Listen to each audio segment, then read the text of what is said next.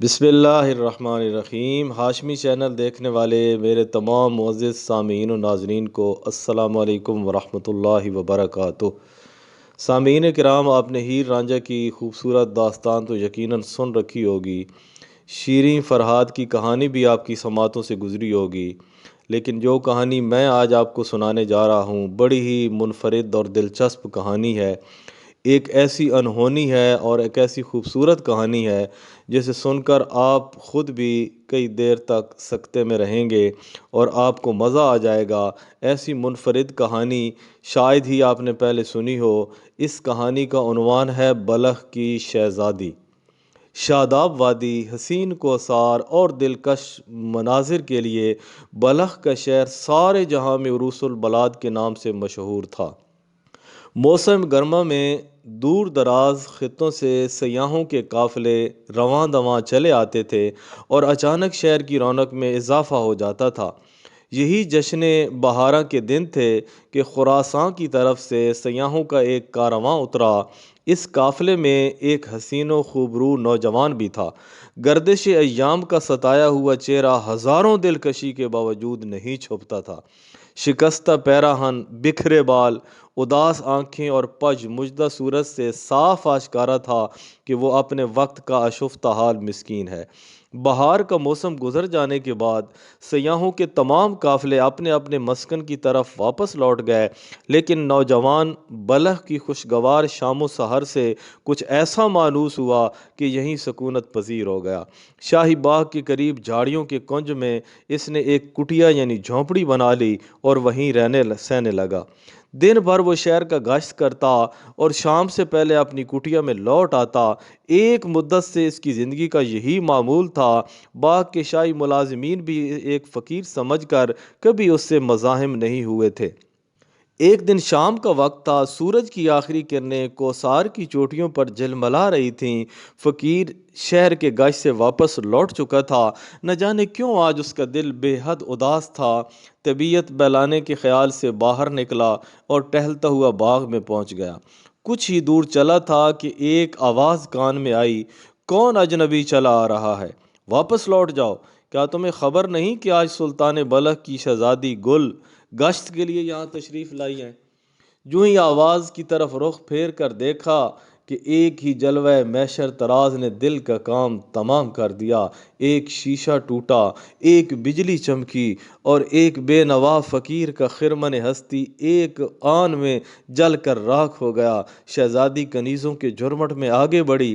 تلواروں کی کاٹ فولاد کی ڈھالوں پر روکی جا سکتی ہے، لیکن چشم سیر طراز کا ایک ہی تیر نیم کش پوری ہستی کو گھائل کر دینے کے لیے کافی ہے۔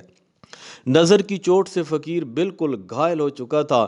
بڑی مشکل سے دل تھامے ہوئے اٹھا اور اپنی کٹیا میں آ کر بیٹھ گیا۔ دل کا شکیب تو رخصت ہو ہی چکا تھا، آنکھوں کی نیند بھی اڑ گئی تھی۔ غم کی تپش میں ساری رات کٹی۔ آہستہ آہستہ عشق کی چنگاری دل کے قریب سلگتی رہی۔ شوق کا اضطراب بڑھتا گیا، یہاں تک کہ ایک گھائل پنچھی کی طرح فقیر کی زندگی ایک دردناک آزار کا شکار ہو گئی۔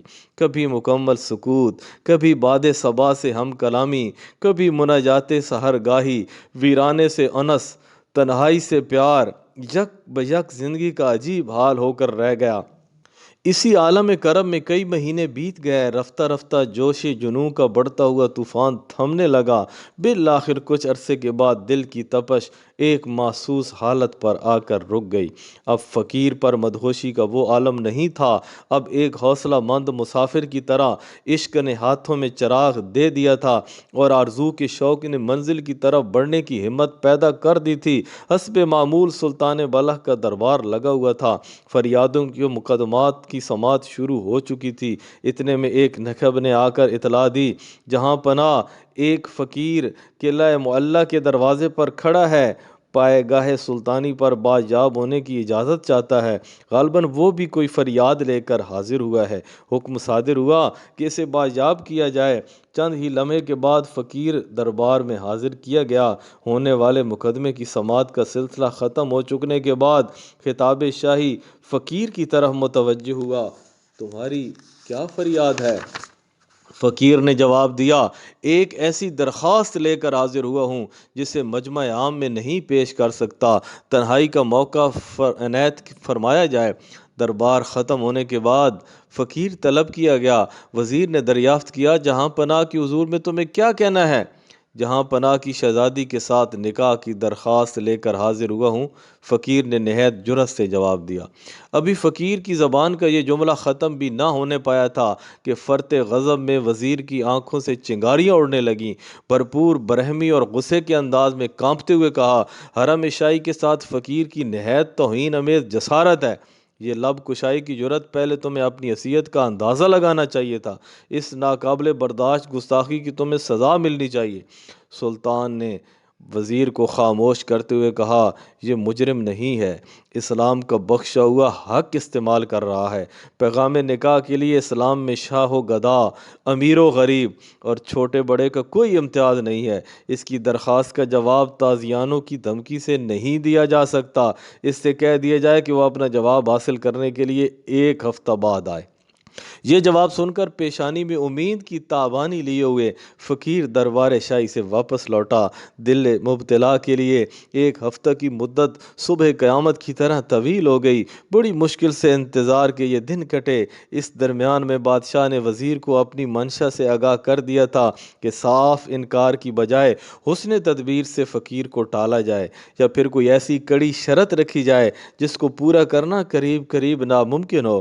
جب 7ویں دن فقیر دربار میں حاضر ہوا تو وزیر نے نہایت خندہ پیشانی سے اس کا خیر مقدم کیا، اعزاز کے ساتھ بٹھایا اور مہر و شرافت کی زبان میں فقیر سے مخاطب ہوا، شہزادی کے لیے دنیا کے نامور اور عظیم المرتبت بادشاہوں کی طرف سے بے شمار پیغامات موصول ہوئے ہیں، تمہارا پیغام بھی انہی میں شامل کر لیا گیا ہے۔ البتہ تم اگر ایک شرط پوری کر دو تو یقین دلاتا ہوں کہ تمہارا پیغام قبول کر لیا جائے گا۔ وزیر کا جواب سن کر اندھیرے میں ایک کرن پھوٹی اور فرط شوق سے فقیر کی آنکھیں چمک اٹھیں۔ بے خودی کی حالت میں بول پڑا، فرمایا جائے میرے لائق کیا خدمت ہے؟ میں شرط پوری کرنے کے لیے اپنی متاع زندگی تک داؤ پر لگا دوں گا۔ وزیر نے کہا، شہزادی کی انگوٹھی کے لیے سیاہ رنگ کا ہیرا درکار ہے، اس سے زیادہ اور کوئی شرط نہیں۔ فقیر نے جواب دیا، اس شرط کی تکمیل اگرچہ ناممکن کی حد تک مشکل ہے، لیکن مجھے یقین ہے کہ میں اسے پورا کر دوں گا۔ سنا ہے کہ وہ ہیرا سیاہ رنگ کے پہاڑوں کی برفیلی چوٹی میں پیدا ہوتا ہے۔ خدا میری مدد کرے گا۔ رات بھیگ چکی تھی، سارا شہر سناٹے کے عالم میں محو خواب تھا۔ فقیر کی کٹیا سے کبھی کبھی سسکیوں کی آواز سنائی پڑتی تھی۔ پیشانی زمین پر رکھے ہوئے اشک بار آنکھوں کے ساتھ وہ کہہ رہا تھا، اے درد مندوں کے چارہ ساز، سلگتا ہوا دل لے کر تیرے دربار میں حاضر ہوا ہوں۔ حسرت کی جلی ہوئی راکھ کو زندہ کر دے، اے مجبور بندوں کی آخری امیدگاہ۔ مشکلات کے اندھیرے میں قدم اٹھا رہا ہوں، اپنی رحمتوں کے سہارے منزل مقصود تک پہنچا دے۔ اپنے حبیب کی شاداب تجلیوں کے صدقے میرے رستے ہوئے زخموں اور بھیگی ہوئی پلکوں پر رحم فرما، آمین۔ صبح ہوتے ہوتے اس کے آنسوؤں کا طوفان تھم گیا۔ سجدے سے سر اٹھایا تو پیشانی کے افق پر یقین کا اجالا چمک رہا تھا۔ شاید رحمت بندہ نواز کی کوئی غیر محسوس تجلی دل کے ویرانے میں اتر آئی تھی۔ ایک اٹوٹ عزم کا تیور لیے ہوئے فقیر اٹھا اور کاندھے پر تیشہ رکھ کر آبادیوں سے باہر نکل آیا۔ عالم وحشت میں شبانہ روز چلتا رہا۔ اسے اپنی منزل خود نہیں معلوم تھی کہ دل کے غیبی سگنل پر قدم آگے بڑھ رہے تھے۔ خدا کی اس وسیع کائنات میں صرف سیاہ رنگ کے ہیرے کا ایک چمکتا ہوا نگینہ مطلوب تھا۔ چلتے چلتے ایک دن کوثار کی وادی میں شام ہو گئی۔ ہر طرف وحشت ناک تاریکی اور بھیانک سناٹا چھایا ہوا تھا۔ جدھر نگاہ اٹھتی سر بفلک پہاڑوں کی دیواریں راستہ روکے کھڑی تھیں۔ حیرانی کے عالم میں ایک پتھر کی چٹان پر بیٹھ گیا۔ تھوڑی دیر بعد درندوں کی خوفناک آوازیں ہر طرف سے گونجنے لگیں۔ زندگی خطروں میں گھر گئی، جان کے لالے پڑ گئے، لیکن خدا کی کارسازی پر اس کے دل کا مخفی اعتماد پہاڑ کی چٹان سے بھی زیادہ مضبوط تھا۔ کرشمہ غیب کے ایک تماشائی کی طرح وہ ساری ساری رات جاگتا رہا۔ صبح کے وقت جو ہی آنکھ لگی کسی نے شانہ پکڑ کر ہلایا۔ आंख खुल गई। एक बूढ़ा आदमी सामने खड़ा कह रहा था, जिस रास्ते से तुम यहाँ पहुँचे हो, इसके दहाने पर काले पहाड़ की बर्फीली चोटी से एक बहुत बड़ी चट्टान टूट के गिरी है। ये सोने का वक्त नहीं है। तेशा उठा और काट कर अपने निकलने का रास्ता बना लो, वरना आज शाम तक ये सारी वादी बर्फ के सैलाब में डूब जाएगी। फकीर घबरा के उठा। जैसे ही वादी के दहाने पर पहुंचा, देखा कि बर्फ की बहुत बड़ी चट्टान रास्ते में हायल हो गई है। सारा दिन तेशा चलाता रहा। दिन भर की लगातार मेहनत के बावजूद गुजरने के लायक रास्ता नहीं बन सका। सूरज डूब रहा था। फकीर ने पूरी ताकत के साथ तेशा चलाया। भरपूर वार से चट्टान का बहुत बड़ा हिस्सा टूटकर बिखर गया। जमी हुई चट्टान के अंदर स्याह रंग का एक ताबकार नगीना चमक रहा था। फकीर ने हैरत के साथ इसे खोद कर निकाला। हथेली पर रखते ही एक किरण फूटी और आंखें खीरा होकर रह गईं। पर्दा गैब की कारसाजी पर फकीर का दिल झूम उठा। नामालूम तौर पर इसे यकीन हो गया कि यही वो स्याह रंग का हीरा है जिसे गौहर मकसूद के लिए शर्त करार दिया गया है। एक हैरत अंगेज खुशी के आलम में वो बल्फ की तरफ जस्त लगाता हुआ चल पड़ा। कई दिन के शबाना रोज़ सफ़र के बाद शाम को वो बल्ख पहुंच गया। दूसरे रोज़ शाही दरबार में फातिहाना शान से दाखिल हुआ। वज़ीर ने देखते ही एक बरहमी के अंदाज में कहा, तुम फिर आ गए। हालांकि इस दिन तुमसे आखिरी बात कह दी थी। शरीफ लोगों का ये शेवा नहीं था। बरहम होने की ज़रूरत नहीं है, मैं शर्त पूरी करने आया हूँ, फ़कीर ने जवाब दिया। ये कहते हुए स्याह रंग का चमकदार हीरा बादशाह के सामने रख दिया। पहली बार दुनिया का एक बेमिसल हीरा देखकर सारे दरबारी दंग रह गए। बादशाह भी मुजस्सम तस्वीरें हैरत बना देखता रहा। वादा के मुताबिक फ़कीर ने अपने हक का मुतालबा किया। इसे यकीन था कि शायद मकसूद से हमकिनार होने की घड़ी करीब आ गई है, लेकिन वायरे नाकामी किस्मत कि फिर वज़ीर ने इसे तसल्ली देते हुए कहा, इसमें शक नहीं कि तुमने तलब सादिक का हक अदा किया है, लेकिन एक आखिरी शर्त और रह गई है। इसे भी पूरी कर दो तो तुम्हारी दरख्वास्त कतअन मंजूर कर ली जाएगी। यकीन करो, तुम्हारे जज्बा सादिक की आखिरी आजमाइश है, बिल्कुल आखिरी। तवक्को के खिलाफ वज़ीर का ये जवाब सुनकर फ़कीर के तसव्वुरात की दुनिया बिखर गई। यक दिल की सारी उमंगों का खून हो गया। लेकिन वो इश्क ही क्या जिसमें पैहम नाकामियों की चोट ही ना खानी पड़े। हिम्मत हारना राह उल्फत के मुसाफिर का शेवा नहीं।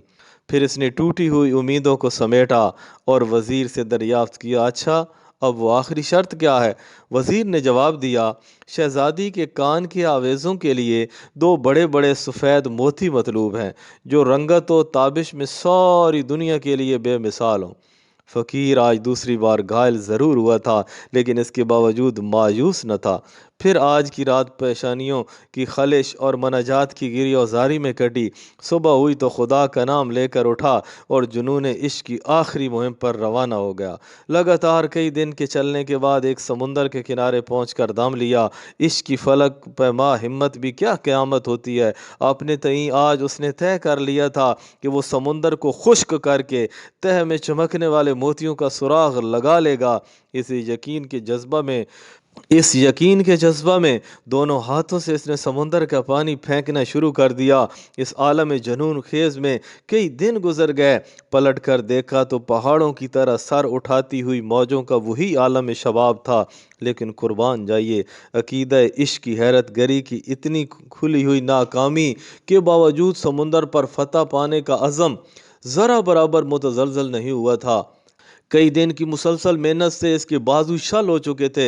समुंदर की बजाय जिगर का खून जलते जलते खुश्क हो चला था। इतना अरसा के बाद आज पहली दफ़ा इसने डुबडुबाती हुई आंखों से आसमान की तरफ देखा। न जाने चश्मे उम्मीद की वो कौन सी अदा थी कि अचानक गैरत का समुंदर उबल पड़ा।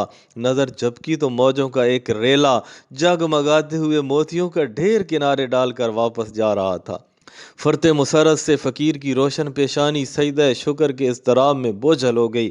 आज कामयाबी से ज़्यादा शान रहमत की चाराए गरी पर वो नाज़ां था। अब मजाज से हकीकत की तरफ बढ़ने का ऐसे सुराग मिल चुका था।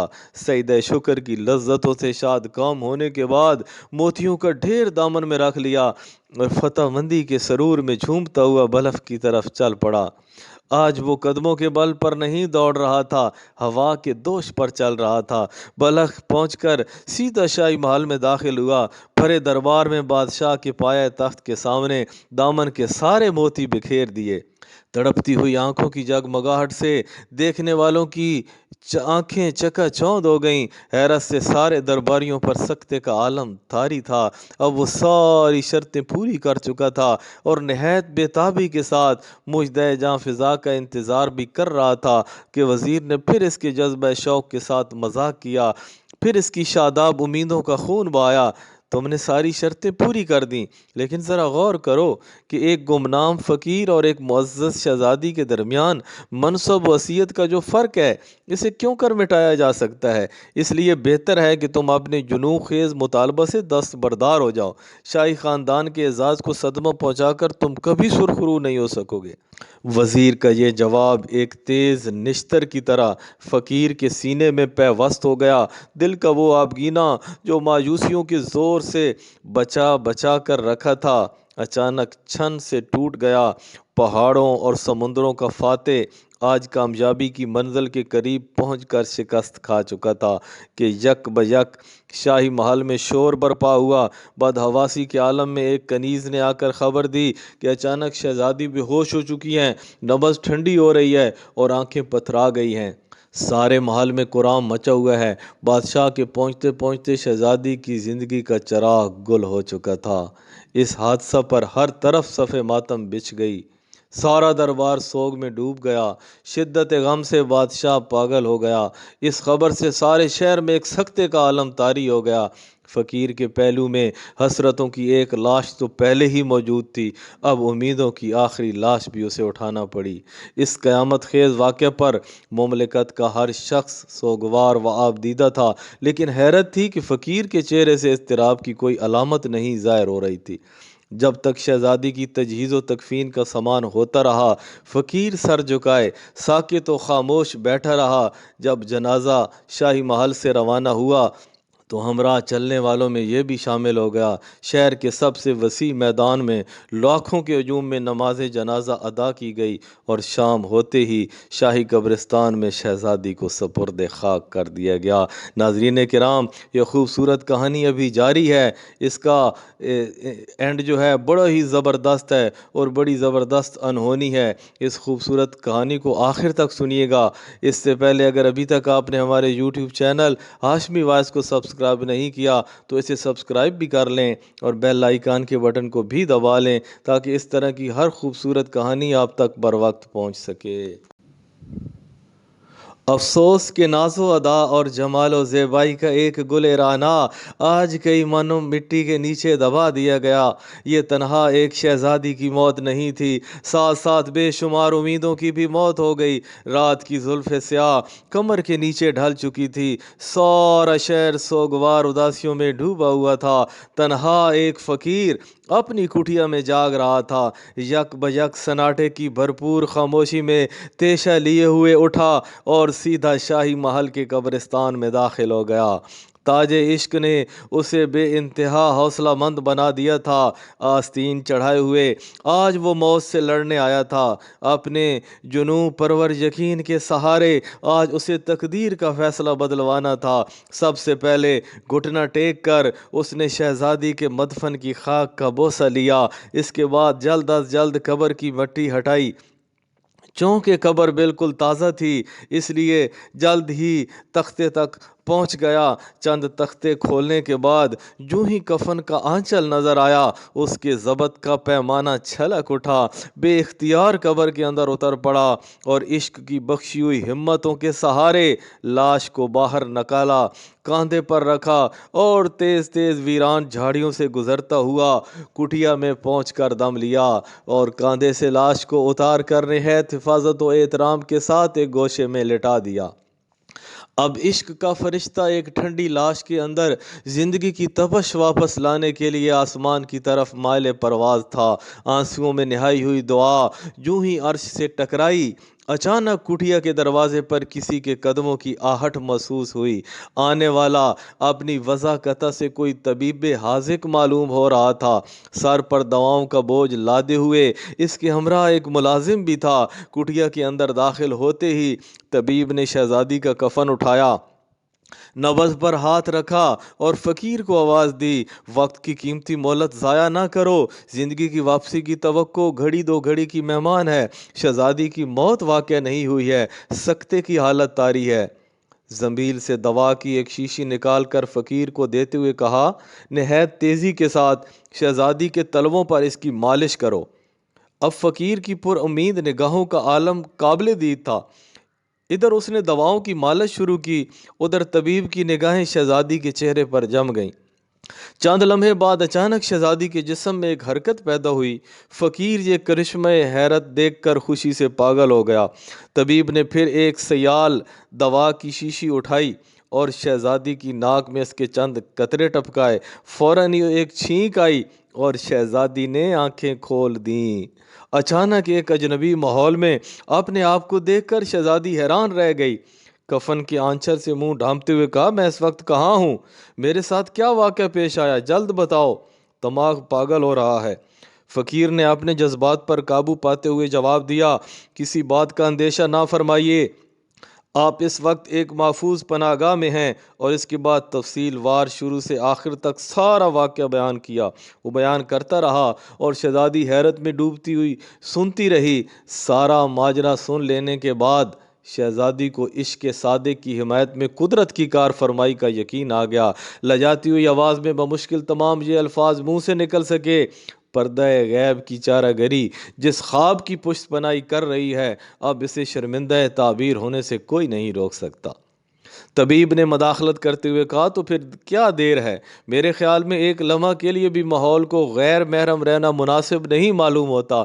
ये कहते हुए तबीब ने फ़कीर को सामने बिठाया और अपने साथ मुलाजिम को गवाह बनाकर ईजाब व कबूल की रस्म अदा कर दी और एक फ़रिश्ता गैब की तरह दुआ मांगता हुआ निगाहों से ओझल हो गया। आज फ़कीर की फातिहाना मुसर्रतों का अंदाज़ा लगाना मुश्किल था। खुशी के आंसुओं से आंखें भरी हुई थीं और बार बार ज़बान पर ये अल्फाज मचल रहे थे, खुदावंद तेरी शान बंदा नवाजी के कुर्बान, यहीं मैं शफा याब भी हो गया। सच फरमाया तेरे रसूल मोहतरम ने कि तेरे करम पर भरोसा करने वाले कभी नामुराद नहीं होते। फ़कीर की ज़िंदगी का आज नया दौर शुरू हुआ था। रफ्ता रफ्ता खुशहाली के दिन संवरने लगे, मुस्तकबिल का चेहरा निखरने लगा। शरीक गम साथी की तरह शहज़ादी ने फ़कीर के साथ अपनी रफ़ाकत का हक़ अदा कर दिया। नहायत खंदा पेशानी के साथ शाही ज़िंदगी गुर्बत व अफलास के सांचे में ढल गई। किसी हाल में भी परेशानी पे बल नहीं आया। कई साल गुजर गए। इसी दौरान अल्लाह पाक ने फ़कीर को एक खूबरू बेटे से भी नवाज दिया।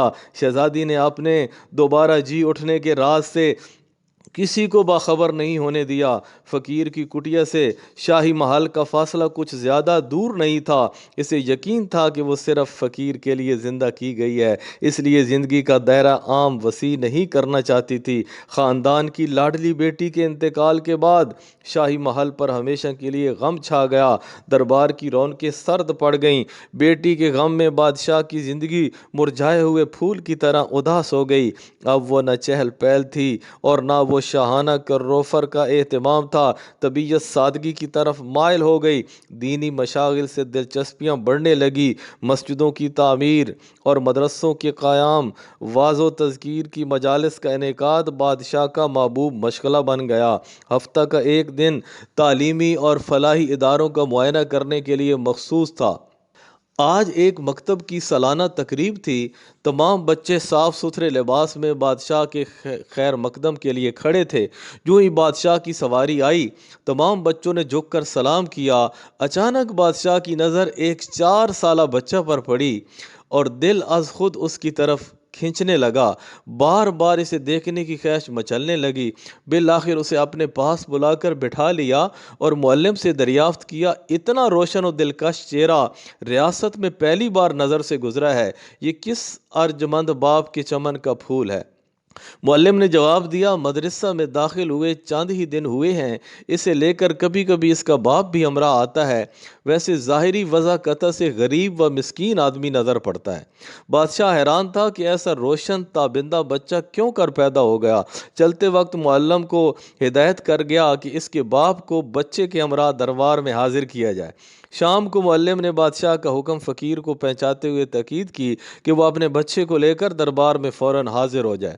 فقیر نے جب شہزادی سے اس کا تذکرہ کیا تو یکا یک اس کے چہرے کا رنگ بدل گیا، رہ رہ کر اسے محسوس ہونے لگا کہ شاید مشیت الہی ایک سربستہ راز کو بے نقاب کر دینا چاہتی ہے۔ حاکم کا حکم تھا، مجبوراً دوسرے دن بچے کو بنا سنوار کر باپ کے ہمراہ کر دیا۔ پیدائشی حسن کی رونق ہی کیا کم تھی کہ اب ظاہری آرائش نے اسے نگار خانہ قدرت کا شاہکار بنا دیا۔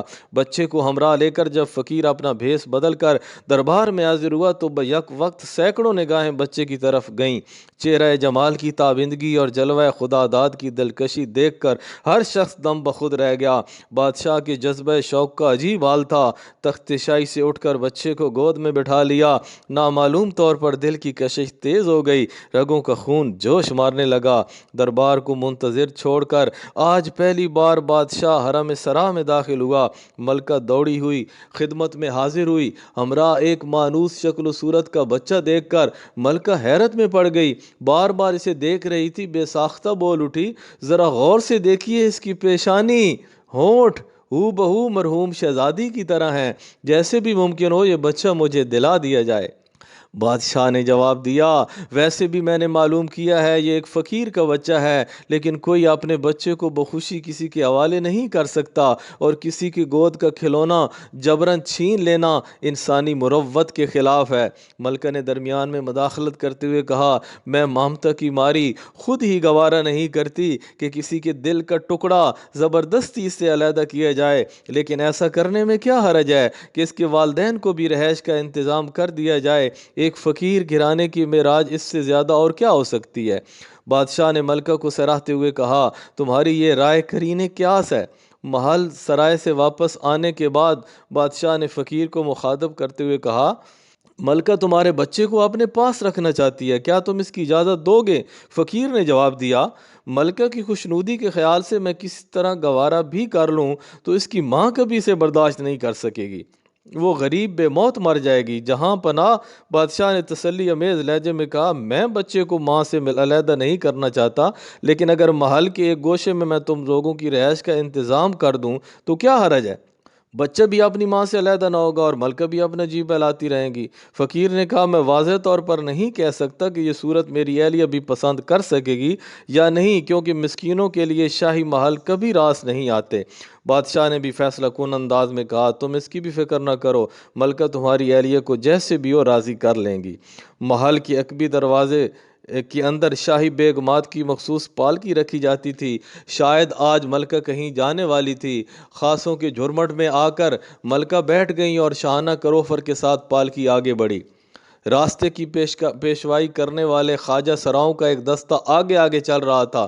دریافت کرنے پر معلوم ہوا کہ ملکہ کسی فقیر کی کٹیا میں جا رہی ہے۔ اس خبر کو جس نے بھی سنا اسے سخت اچنبھا ہوا، یعنی سخت حیرانی ہوئی۔ کچھ لوگوں نے اس واقعہ پر تبصرہ کرتے ہوئے کہا کہ حیرانی کی کوئی بات نہیں ہے، شہزادی کے انتقال کے بعد سے فقیروں اور مسکینوں کا رابطہ شاہی خاندان سے بہت قریب ہو گیا ہے۔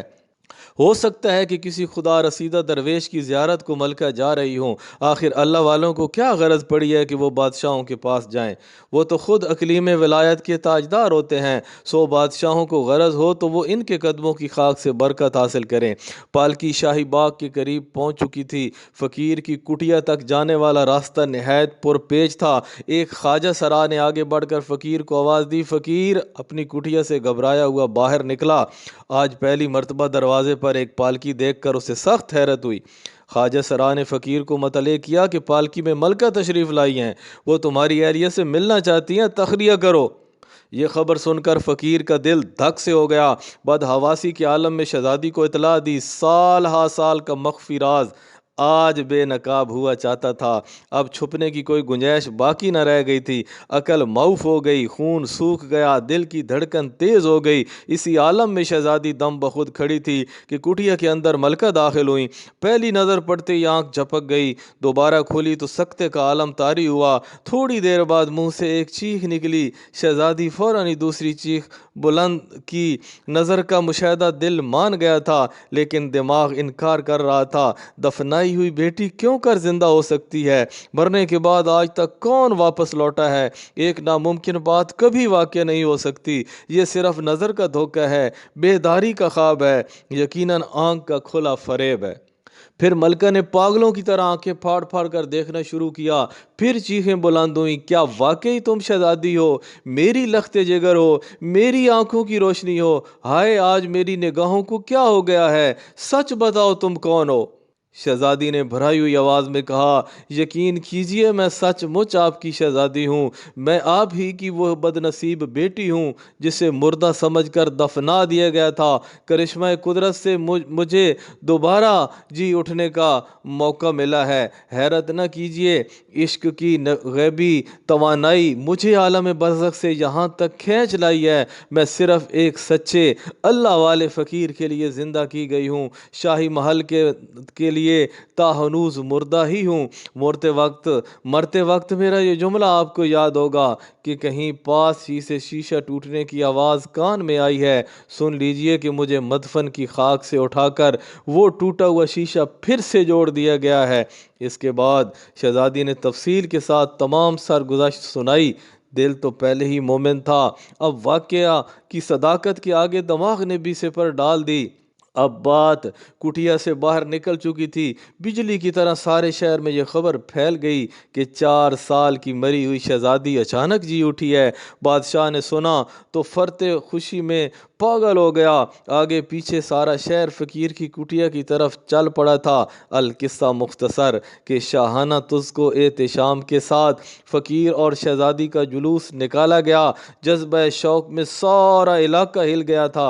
कसरत इज्तिहाम से रास्तों में तिल रखने की जगह नहीं थी। किला मुअल्ला के दरवाजे पर खैर मकदम के लिए अराकीन मुमलिकत हाथ बांधे खड़े थे। समुंदर की बेताब मौजों की तरह बादशाह के जज्बात में तलातुम बरपा था। यूं ही किला मुअल्ला के सामने फ़कीर की सवारी पहुंची, तहसीनो मरहबा की आवाज़ से फ़िज़ा गूंज उठी। बादशाह ने आगे बढ़कर फ़कीर को गले से लगाया। सारी दुनिया खुशी के आलम में महव थी, लेकिन फ़कीर एक रिक्कत अंगेज़ तसव्वुर में डूबा हुआ था। इसे बार बार याद आ रहा था कि फ़कीर का खैर मकदम करने के लिए इस वक्त जहाँ बादशाह खड़ा है, इसी जगह एक दिन फ़कीर खड़ा था और नहायत लिजाजत के साथ बारयाबी की इजाज़त मांग रहा था। नहायत एज़ाज़ व तौक़ीर के साथ फ़कीर को शाही महल में उतारा गया। अब वो फ़कीर नहीं था, सल्तनत की आंखों का तारा था, बादशाह का वली अहद था, बलख का फरमा रवा था। लेकिन नहीं, वो अब भी फ़कीर था। ऐसा फ़कीर जिसके आगे बादशाहों का जलाल सरनगूं था। तख्त व ताज का सबसे बड़ा एज़ाज़ कदम की ठोकर पर था। नाज़रीन किराम, आप जानते हैं ये फ़कीर कौन था? तारीख़ विलायत में इस फ़कीर का नाम हज़रत इब्राहीम बिन अदहम रदियल्लाहु ताला अन्हु मशहूर है।